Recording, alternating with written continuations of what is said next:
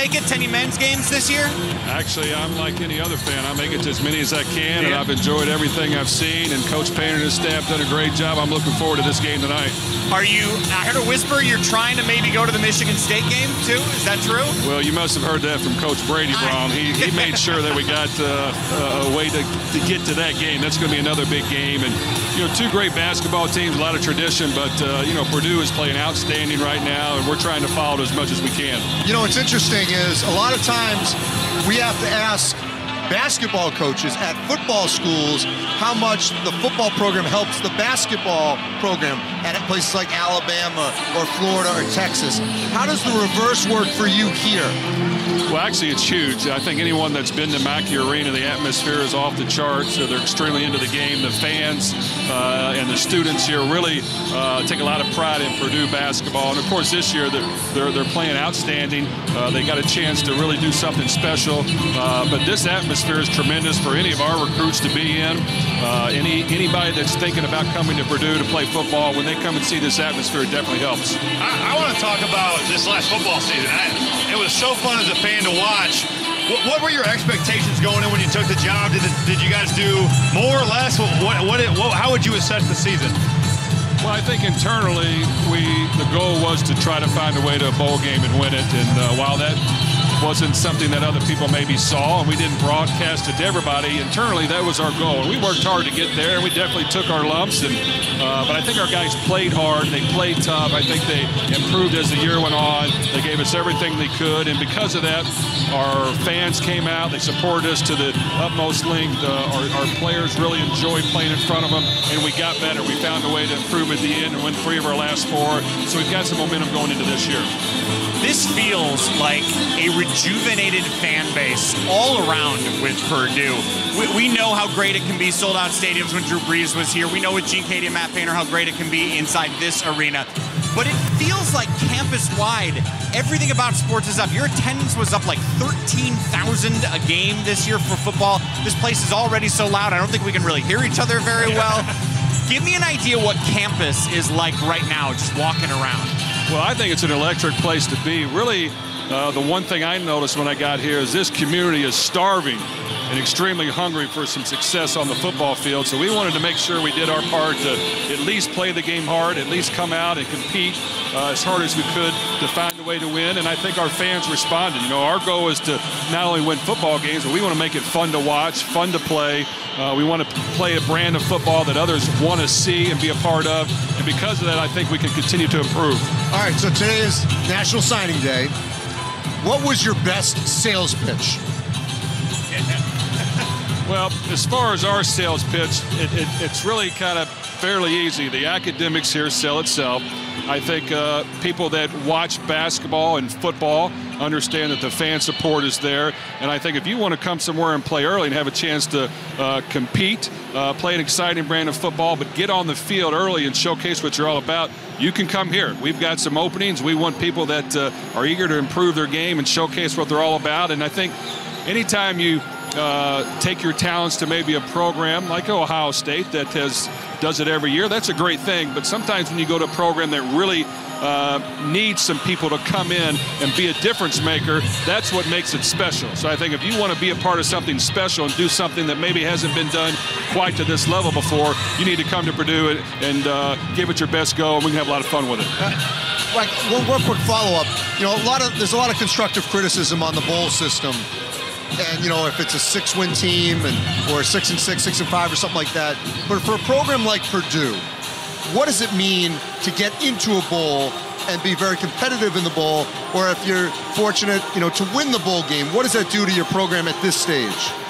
Well, I think it was huge. We were sitting at 4-6, and we had to find a way to win the last 2. Then we found a way to win the bowl game. But without question, going to a bowl game, having your fans and players experience that, having a chance to win against a very good opponent, definitely is what football is all about. So while I support the playoff system, and like all of us, we watch it and we want to see a national championship, there's a lot of players out there that want to advance and play in some type of playoff game. So the bowl system to me is a great system for guys to go out and compete and showcase what they're about, no matter where you play. I've seen you at multiple games now. I want your basketball analysis. What do you, when you watch Purdue's basketball team play, what do you like about what they do? Well, I think they're a very formidable opponent for anybody that is going to step on the court. You know, when you have two guys that are 7'3" and that are very good players, and they're in the middle, and when you take one of them out, the other comes in, and then you surround them with some shooters, some scorers, some good team players that play good defense, that pass the ball, that's a hard team to beat. And I think, you know, they've definitely, after the first two losses, have hit their stride. They're playing well. They're playing together. They've got senior leadership. To me, they're going to be a hard team to beat, especially if they play hard. Coach Painter and his staff have done a great job. You know, the one thing I can't say is that we're trying to do, I know it's signing day, but we're trying to get Isaac Haas to come out and play tight end for us next year, and hopefully we can get that done. That was my question. What are the chances that Isaac Haas could be a Rob Gronkowski type of tight end? I tell you what, if he would agree to come out, I could promise him we're going to throw him the ball as much as we can, and he will be somebody that... You have to go low, right? You got to go low on him. Well, you have to go low, or you throw it high to him, but no one's going to be able to guard him, especially in the red zone. But if we can get him to come out for maybe 10 snaps a game, I don't think that's asking too much, is it? Yeah, I'm with it.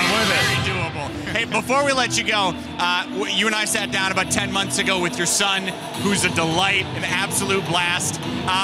He knows football inside and out. He was telling me about his, quote, bonehead decisions his dad would make sometimes in games. How much does he get into basketball or other sports? Well, he loves it. He's normally here 2 hours before the game. He was sitting over on the bench just a little while ago. He's over here, probably listening to every word we say. Without question, I don't know if he gives Coach Painter as many tips as he does me, but he's always going to tell me what I do wrong each and every week. You know, he's right there. We see you. Come here. Come on in. Yeah. What's up, man? How are you? We were just saying, what's your basketball expertise level at right now? Your basketball expertise. Are you knowledgeable in basketball? Yeah. You like it? Yeah, I do. How would your dad be as a basketball coach? He'd be okay. He had a lot of work to do, though. But you'd be there to help him, right? Yeah, I'd be there to help him. Hey, well, last thing for you, how do you do on signing day? Rondale Moore, that's a pretty good get. Oh, big-time player. Yeah, real good receiver. Yep. Coach number 2, thank you both for your time. Thank you very much. Appreciate it. Good seeing you, pal.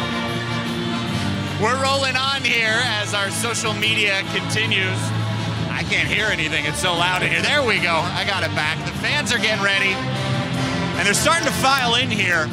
Robbie, let me ask you, what was the loudest you ever remember this place being when you were playing? That is a good question. Thank you. We played West Virginia on New Year's Day, and we were both ranked in the top 10, and I remember this place was so loud. You can't hear yourself think, and it's such an advantage to a player when you're used to playing in a venue like this, and opponents come in here and you get shell-shocked because you just can't hear. It's really an incredible venue. I was here for that game. Yes, I remember that game well, and it's certainly one of those games that I think I lost some hearing as well. But, let's go back to why this arena, we're going to talk about this during the broadcast. You know, what they did here is, this is as Matt Painter said, this is a building built for basketball. It's a metal roof, and the sound just reverberates off the top of this, and there's not a bad seat in the house. So, we've talked a lot about the Boilermakers. I want to shift our attention over to the Buckeyes now because... Boston Zone here. Fellow Bostonian like me, man. Johnny Penn. How you doing, Mike? BC in the house. A former BTN analyst, now the director of player development. Yeah, something like that. What? Something like that. They were desperate, weren't they? Yes. Yeah, they were. To add me on staff, they were definitely desperate, for sure. In all seriousness, that title is so appropriate for this Buckeye team. There are so many guys who have developed brilliantly this year, whether it's C.J. Jackson, Keita Bates, Diop. Who stands out to you the most that they're at a point now that they weren't 6 months ago? Well, we all know that Cade is playing exceptional basketball. I mean, he's a front runner for Player of the Year. Everyone's talking about him now, but the guy that you have to watch is C.J. Jackson. Like, for him, he was down at one point. Coach benched him earlier in the season, took his starting position away. He has gotten better every game. His turnovers have went down. He's being more of a leader. So CJ's the one guy that I've seen who's made a tremendous jump. When I talked to Holtmann the other day, I mentioned this in our earlier show, He said, I said, who's the guy who's not getting enough credit? And he says, Jayshawn Tate. Yes. And he said the reason why is he lets Keita Bates-Diop be Keita Bates-Diop, and that's the most valuable thing that Jayshawn does. Yeah, Jayshawn is the heart and soul of our team. All the guys in the locker room, they know that. He is our junkyard dog. He'll guard anybody. He'll battle with anybody. He'll rebound. He does everything we ask him to do. He's just the one guy that he's very selfless. He's an unselfish leader, and that's the reason why we're having success. A guy like Jayshawn and Keita, those guys are leading from the front. What are you guys telling Caleb Wesson in terms of how to deal with Isaac Haas's physicality in the paint? Well, you got to move your feet because he's a big young man, and to get around him is tough. But you have to move your feet. And we know Caleb at times struggles with that. He's going to have to use his feet, be athletic, because Haas is a big guy, and he's going to have to sit on his legs all day long. Let's go back to Keita Bates-Diop because he is such a story for you guys. Do you guys have to beg him sometimes to shoot the basketball? Because it's like he's the best player on the floor night in, night out, and sometimes it's like, dude, shoot the ball, we need you to. No, at the beginning of the season, Keita and I, we talk a lot, and earlier in the season, I said to Keita, like, listen, at times you're going to have to take a bad shot. Because the good scorers, the leader, the guy you look for, they do that at times. And Keita is so unselfish, he didn't get that concept. But as time went along, he understood that. And I was like, hey, sometimes I look at him, he knew it was time to go get the ball. Because when we need baskets, he's the one guy that can score. So in the game tonight, if you can hear me. I can, just fine. I love this. So Coach Holtmann told me that there's going to be times where Jayshawn Tate is going to have to bring up the basketball. How does he handle that role? He handles it very well. He's been doing it all season long. He's smart enough and savvy enough to use his body. He gets to the spots he wants to because he's strong. You're not going to take the ball from him too much. So with him with the ball, we are very comfortable with that. That gets CJ off the ball, relieves some pressure from CJ having to dribble the ball all game long. I'm going to ask you, have you been surprised defensively what you guys have been able to do this season? In conference play, it's been so impressive, whether it's rebounding the ball, defending, whatever, but you guys are really first or second in so many categories. Well, from day one, that's what we've been working on. Yeah, right. You know, the guys in the locker room, at the beginning, they were moaning about how much defense we work on. We don't hear that anymore because we've gotten positive results. But, you know, that's a testament to those guys. They bought into it. They come out every night. They work hard. They scrap and fight for whatever they get. Those who watched the Butler program knew about Chris Holtmann. Yeah. But a lot of Big Ten folks didn't happen to know him except that they were winning a lot of games and they'd make a run in a tournament. When did you see something in him in person? When was the first time you went like, oh? It was right away. The first day we got together, we practiced. The authority that he demands, the practice plan, you know, just his whole demeanor. And I'm like, we have something special here, and Buckeye Nation's going to love this coach. So far, so good. This is only the tip of the iceberg. He works hard, the staff works hard, and we're just lucky to have them. Now, you guys have one of the best big men ever to play at Ohio State as a grad assistant, well, actually a student assistant. He's still in school. How has Greg Oden helped this team? Tremendously. He was really good the last couple of days because yesterday in practice, he was playing Haas and he was getting buckets. All right, there you go. Yes, our guys had a hard time guarding him yesterday. No, but Greg's a great addition. He can talk to these guys. Just having someone of his caliber around the program is huge. I've got to ask, when you guys play the managers, you and Greg don't play together, right? It wouldn't be fair. We can't have that. Actually, Greg said he played well yesterday because the day before I played with the managers against him and we beat him. So he said he had to get his get back. So he took it all. He took it on the other guys and he beat them up in practice. He doesn't know. I watched one of those games. He doesn't always run the floor. You know, he plays from three-point line to three-point line. Yeah. If Chris was to come up to you and say, before this game, I need you to talk to the players about what it's going to be like playing in this atmosphere, what would you say to them? Well, to embrace it and enjoy it.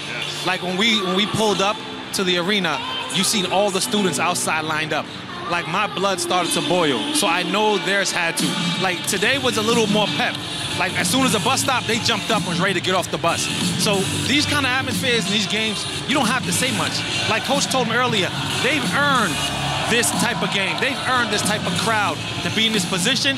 So just go out and enjoy it and have a good time and have fun. I will ask you, I know the answer to this, but how much does it suck that we can't go out and play when you see this and you're like, hey, I want to be out there, but not anymore. Our time is over. You love to play ball. You play ball in your life. Like, that never leaves you. this is why you come to college and be a student athlete, to have a chance to play in games and arenas like this. So I asked Brian Cardinal this earlier in our show, and you and I have talked about this. You played overseas. Yes. Robbie played overseas. When you look back at your basketball career, where does the college part rate in comparison to the professional part? For me, it's number one. People ask me all the time. I said there's nothing like playing college ball. The camaraderie, the family atmosphere, the relationships you build. You play for your university, your team.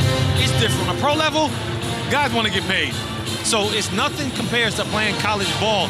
And I say it all the time, like I'd give anything to go back to play ball in college. What about in terms of arenas? Yeah. In the Big East and the Big Ten then, how does this place compare? Big Ten all day. Because the Big East is bigger cities. It's not like the big colleges, but when you have to come to play Purdue, or we play Indiana, Minnesota, there's a lot of great arenas to play in the college basketball, especially the Big Ten. We have the best fans in college basketball in the Big Ten. It's been that way forever. It's going to continue to be that way.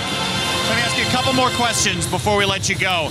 From your eyes, what are you looking for in the first 4 or 5 minutes of the game? What lets you know if you guys are off to a good start? Just our intensity. You know, guys, who's going to be the first one on the floor for the ball? Get down on the floor, rebounding. The little things. Not about how many baskets we score, but how dialed in are we to details, our game plan. In the beginning of those things, we'll find out really quick how much we're into this game the first couple minutes. If we see our guy, there's a loose ball, and we're first to the floor, then we know we're here to play. Andrew Dawkins, the ultimate glue guy. He is. How has he helped this team? More than I can express. The kind of guy he is in the locker room, everyone loves him. He's a motivator. He's always talking, maybe sometimes too much. But no, Dawkins has been great. Yeah, like his dad. But one thing about Andrew is you know that when he comes in the game, he knows his role. He gets the ball to the guys we need him to, and he's always in the right position in defense. He's not the fastest, the quickest guy, but he knows how to be in the right position. So he's very valuable to us, and we're just happy to have a guy like Dawkins.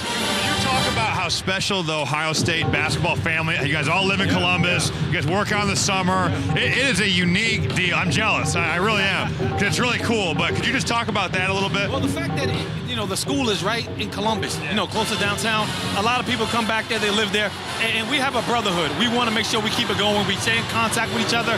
We have text chains. We make jokes. They've been getting on me the last couple of days about the Patriots losing, but it's really a family, and we try to continue that and keep that going.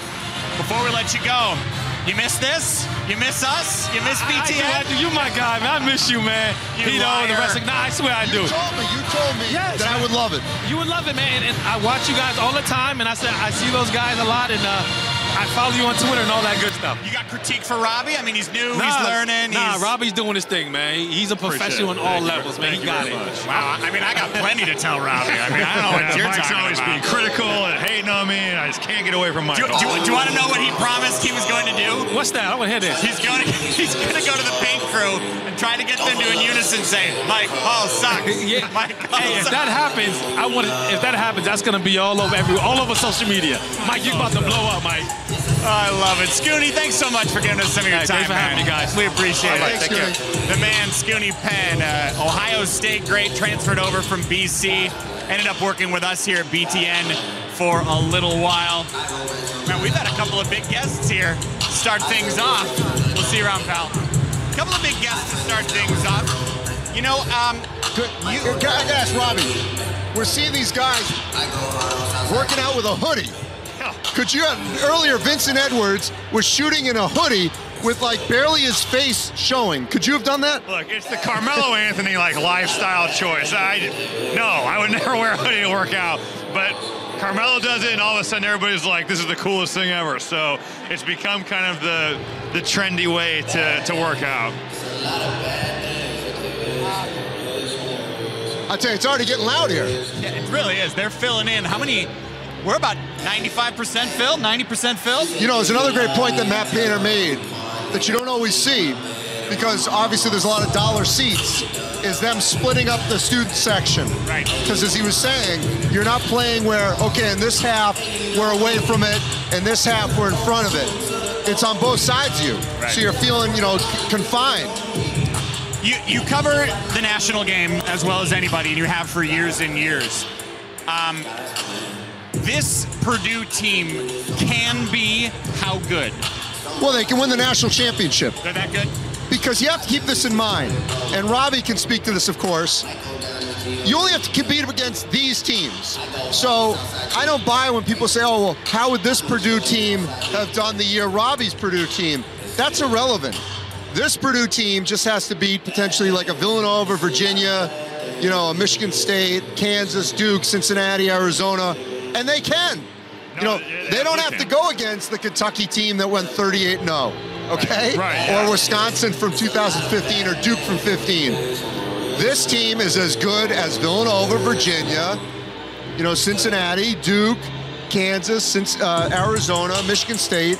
Any of the teams that you want to say could compete for the national championship, this team can. And you can say there's not a dominant team in college basketball. You mentioned 2012 Kentucky or whatever. You're right. It is so irrelevant to this conversation. Purdue is as good as anybody in the country. This season. And that's all that matters. And that's what matters. They defend. They can score. They have seniors. They're experienced. And you're right. It doesn't matter. They wouldn't maybe not match up necessarily well with a team that starts 5 NBA players. I mean, it's just not that year in college basketball. If you watch college basketball on a national level, they're as good as anybody. Next question. How high is the ceiling for Ohio State this year?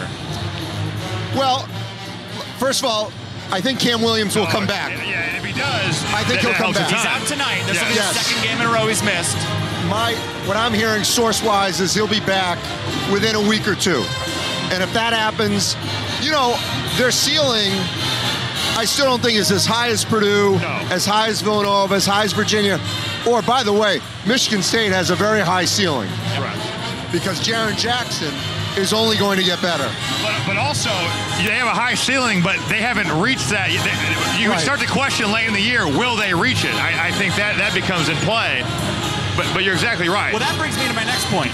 Do either of you buy the concept of peaking too early? And I'm not saying Purdue has, but they are on this 19-game win streak. Do you buy that can be a thing? Well, I mean, you look at Arizona State. Did they peak too early? Yeah, I guess. Well, but they were also really reliant on the three. On the three-point shot, no question. So it can happen, but I think with Purdue, they shoot a lot of threes, but they can always go to Isaac Haas and they can always go to Vincent Edwards on the block. And when you know you can generate a good shot every possession, if you defend, you are so hard to beat because you do it on both ends of the floor, and they do. And you cannot mask the experience. And I think Duke is a great example of this right now. Duke has tremendous talent, maybe the most talent in the country. They have one player who's a veteran, Grayson Allen, okay? And we saw they got exposed defensively against St. John's, a team that had not won a Big East game and still hasn't won a Big East game. They're playing Villanova tonight. So that's a team that needs experience, and they don't have it. Purdue does, Villanova does, Virginia does, Cincinnati does, even Arizona does. There's something to be said that experience wins the tournament, and there's no question about that. Your point about Duke is spot on. But look at Purdue. People were surprised that they're doing as well as they are without Caleb Swanigan. You bring back 4 starters from a team that won the Big Ten last year and gets to the Sweet 16, but also the player development aspect of that, too. All of these guys have improved. Yeah. We mentioned this a second ago, the suspension for Cam Williams. X and O-wise, how does that affect Ohio State tonight? Well, it's going to affect their spacing because he's a guy that you can throw out there and you got to worry about him shooting three-point shots. So for Keita Bates-Diop to operate, Jayshawn Tate to operate, you put Andrew Dawkins out there, they're probably going to sag off him because if he makes threes, I guarantee you Matt Painter says, we are okay with that. We want him to shoot threes because They do not feel that Andrew Dawkins can beat them from the three-point line. He might make 1, he might make 2, but Cam Williams is a guy that's capable of going and getting 20. He might only average 8, but he has had big games, and he can really shoot the three-point shot. So that is a big deal for this team. Well, and Chris Holtmann told me that was his concern, was perimeter depth. Yeah. And so that's why you're going to see Jayshawn Tate bringing up the basketball a lot more than maybe normal. And I think you're going to see a lot of minutes from Andrew Dawkins tonight. Right. No, I agree. We talked about a lot of the surprise players and Keita Bates-Diop being right up there at the top. But on a much smaller level, Andrew Dawkins has to be considered one of the big surprises because I don't think anyone expected anything. When I talked to Chris Holtmann a couple days ago, we did an interview for BTN Live, and I asked him when did he first know. And he said, we scrimmaged Xavier earlier in the year. And that's when I was like, oh my gosh, this guy's not going to be a 5 to 10 minute guy. He's going to be a 20-minute a game guy. He's really changed things for them. He really has. You know, remember, he was going to go to Quinnipiac, right, okay, and play for Baker Dunleavy when he left Michigan. The situation develops at Ohio State. There's a need for him. And what he's done more than anything, and I know Robbie would appreciate this as a player who was like, you know, a star. You can be a little humble brag here. He has stayed in his lane. Absolutely. Okay? He does not overextend himself. He does what he's told, if you will. He makes the right pass at the right time. And when he's made big shots, it's been within the rhythm of the offense. He's not just out here jacking it up. You know, sometimes they leave him wide open, and he hits it. But he doesn't do too much.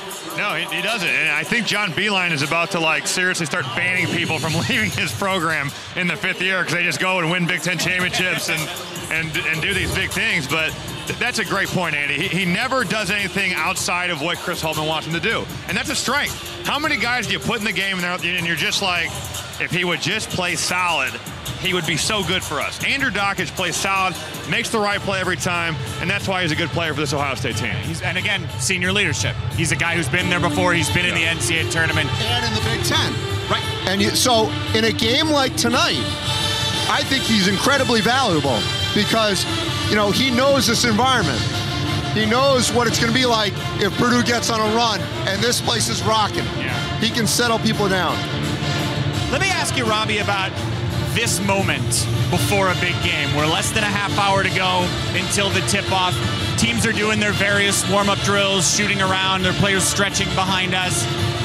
Are you thinking X's and O's? Are you thinking don't think X's and O's to clear your head? What's going through your mind? As a player, I never thought X's and O's at this time. When I was on the floor, it was all about getting into my rhythm, figuring out my jump shot, see how I feel going into the game. When I go back in the locker room, Coach Painter's going to talk to these guys, and he's going to give them the final scouting report, maybe the final little rah-rah pump-up speech. But to me right now, it's about myself.